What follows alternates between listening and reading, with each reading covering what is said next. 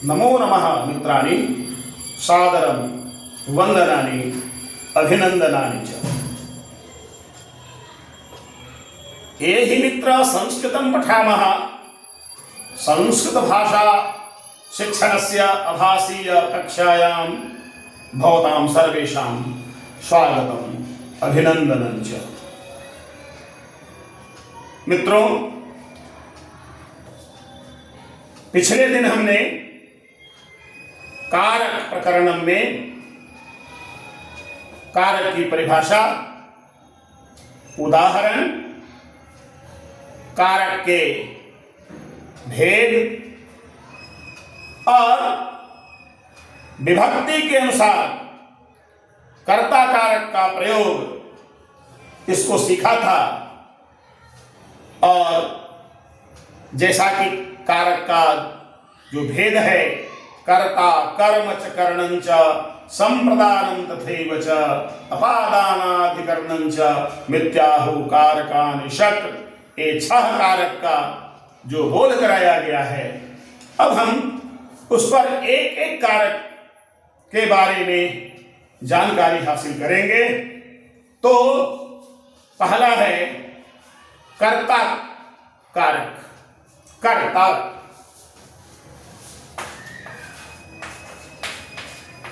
कर्ता तो स्वतंत्र कर्ता, स्वतंत्र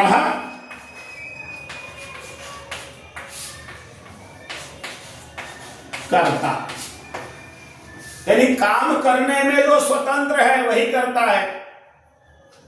उदाहरण जैसे उमेशः पठति, दिनेशः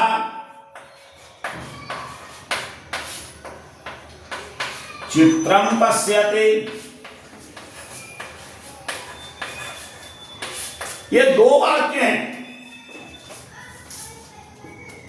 तो क्रिया है पठति और पश्यति। तो पढ़ने का काम कौन कर रहा है? उमेश। और देखने का काम दिनेश। इसलिए उमेश और दिनेश ये दोनों कर्ता कारक में हैं। और कर्ता कारक में कौन सी विभक्ति होती है? तो प्रथमा विभक्ति होती है। कहा भी गया है कर्तरी प्रथमा,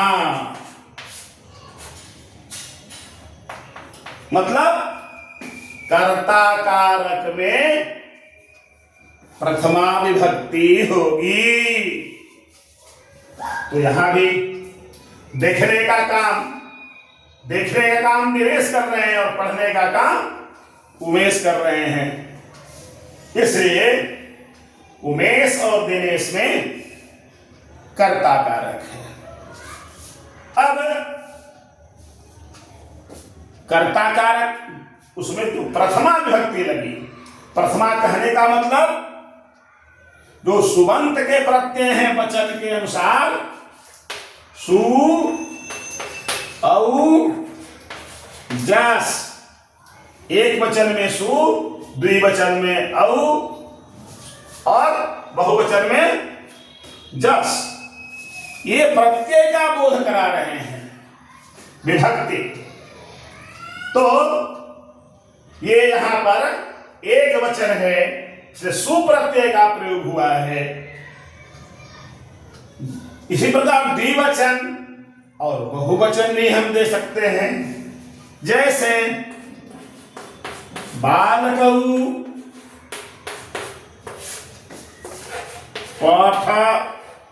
पठतः, बालकाः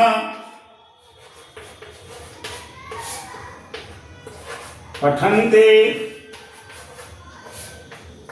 तो ये बालकौ भी कर्ता कारक में है और बालका भी कर्ता कारक में है, इसलिए कर्ता में प्रथमा विभक्ति होगी। कर्तरी प्रथमा। कुछ ऐसे भी स्थान हैं जहां पर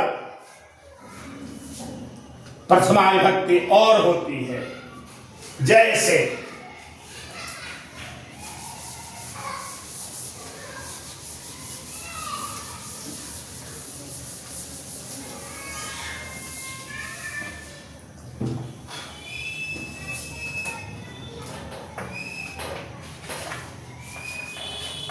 उक्ते कर्मणि प्रथमा। उक्ते कर्मणि प्रथमा यानी जहां कर्म उक्त है तो उस कर्म में प्रथमा विभक्ति होती है। तो कर्ता उक्त और कर्म उक्त, जरा इस पर भी ध्यान रखिए। इसमें आप जब वाच्य परिवर्तन जब आप पढ़ेंगे, जो वाक्य के प्रकार हैं, कर्तृवाच्य, कर्मवाच्य, भाववाच्य, तो वहां कर्म आपको दिखाई पड़ने वाला है। जैसे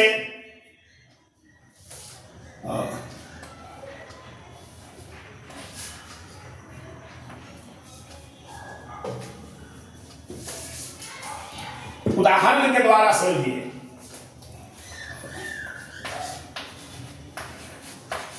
दिनेशः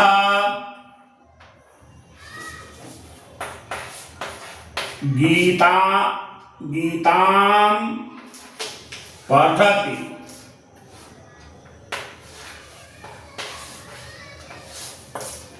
दिनेशः गीतां पठति।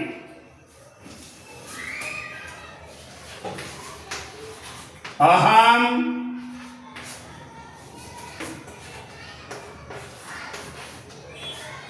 गीतां पठामि। तो ये दो वाक्य हैं। इसमें कह पठति, दिनेशः पठति, अहम पठामि, ये प्रथम पुरुष और उत्तम पुरुष के वाक्य हैं। तो यहां पर कर्म उक्त नहीं है, कर्म कर्म ही है, लेकिन ये कर्तृवाच्य के वाक्य हैं।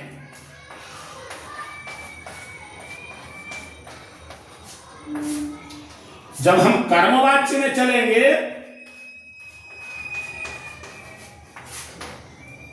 तो दिनेशेन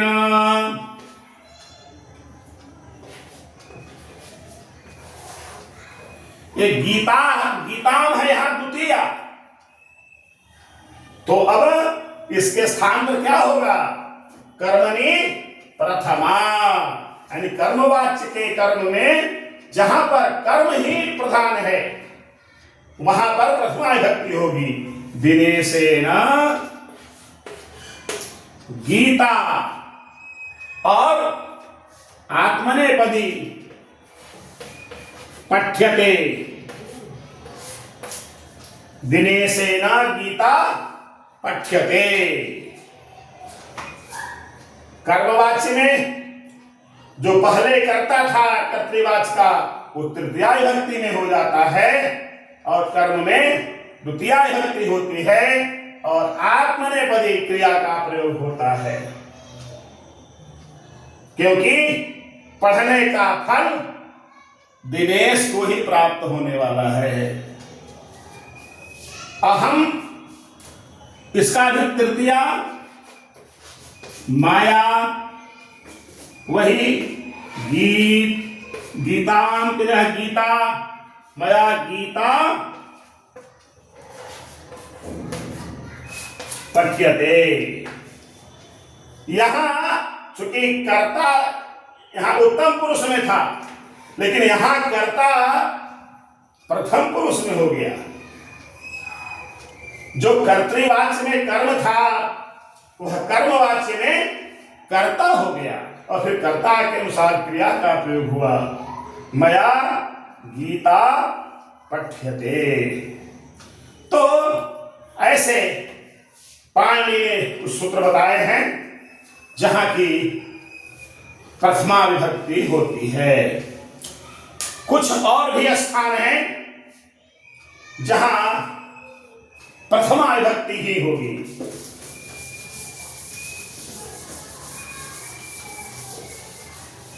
जैसे मैंने बताया था, जब विभक्ति और कारक बता रहे थे कि संबोधन कारक में प्रथमा विभक्ति होती है, तो पाणिनि ने सूत्र क्या लिखा? संबोधने च। प्रथमा अपनी ओर से दिमाग में आप बैठाइए। संबोधन मतलब क्या?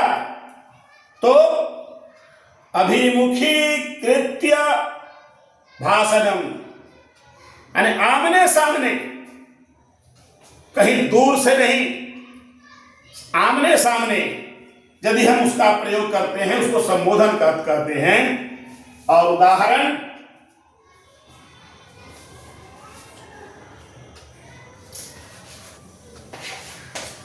हे बालक अत्र आगच्छतु, अत्र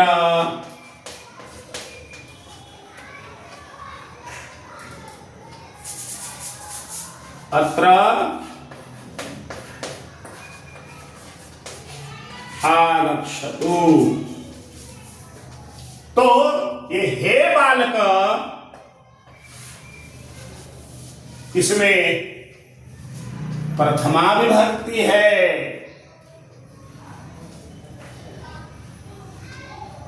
द्विवचन में हे बालकौ अत्र आगच्छतम्, बहुवचन हे बालकाः अत्र आगच्छन्तु। हे बालक अत्र आगच्छतु, हे बालकौ अत्र आगच्छताम्। एक बात देख लीजिए, ये हो गया एक वचन में। द्विवचन में हे बालकौ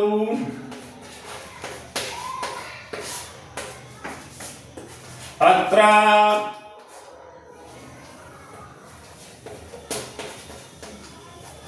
आगच्छताम्, और बहुवचन में हे बालकाः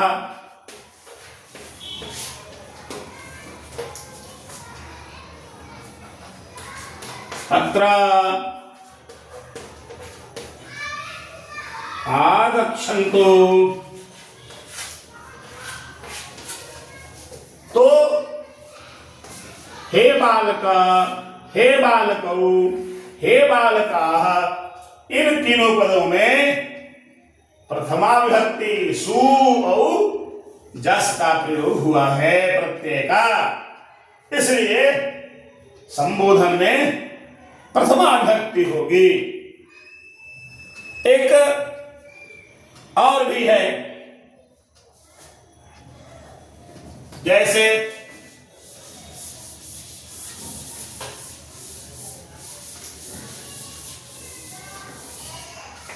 अव्यय योगे प्रथमा सूत्र है।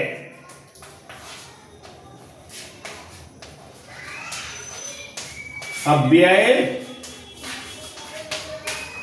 योगे प्रथमा, यानी अव्यय के योग में भी प्रथमा विभक्ति होगी। जैसे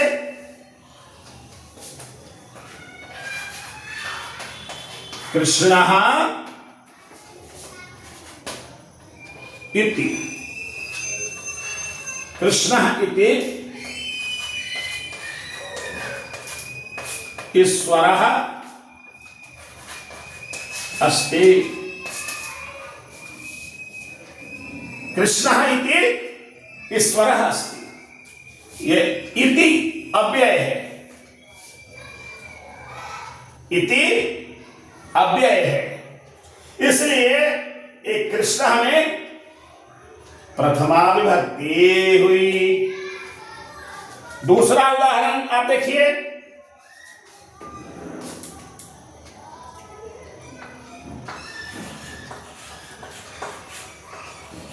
दशरथः इति नृपः आसीत्। यहां भी इति अव्यय है, इसलिए दशरथ में प्रथमा विभक्ति है। ऐसे बहुत से उदाहरण आप जब ग्रंथों का अनुशीलन करेंगे तो आपको प्राप्त होगा। अव्यय तो बहुत हैं, लेकिन सभी अव्ययों के साथ प्रथमा का प्रयोग नहीं होता है। कुछ खास ऐसे अव्यय हैं जिसके साथ होता है, कहां नहीं होता है। हम जब आगे पढ़ेंगे तो वहां आपको देखने को मिलेगा कि किस किस स्थान पर प्रथमा का प्रयोग न होगा, द्वितीया का प्रयोग होगा, अन्य विभक्तियों का प्रयोग होगा। तो ये कर्ता कारक को समझने के लिए पाणिनि ने कुछ सूत्र जो बताए हैं उसको हमने आपके सामने रखा है, और निश्चित रूप से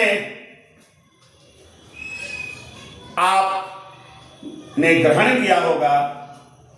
आप अनुशीलन करिए, अभ्यास करिए, अपनी पाठ्य पुस्तकों में देखिए। फिर भी यदि बात समझ में नहीं आई हो तो हमारे YouTube चैनल पर कमेंट करके आप हमसे पूछिए, हम आपके प्रश्नों का उत्तर जरूर देंगे। बस आज के लिए इतना ही, फिर अगले दिन मिलते हैं अगले कारक के साथ। तब तक के लिए नमो नमः।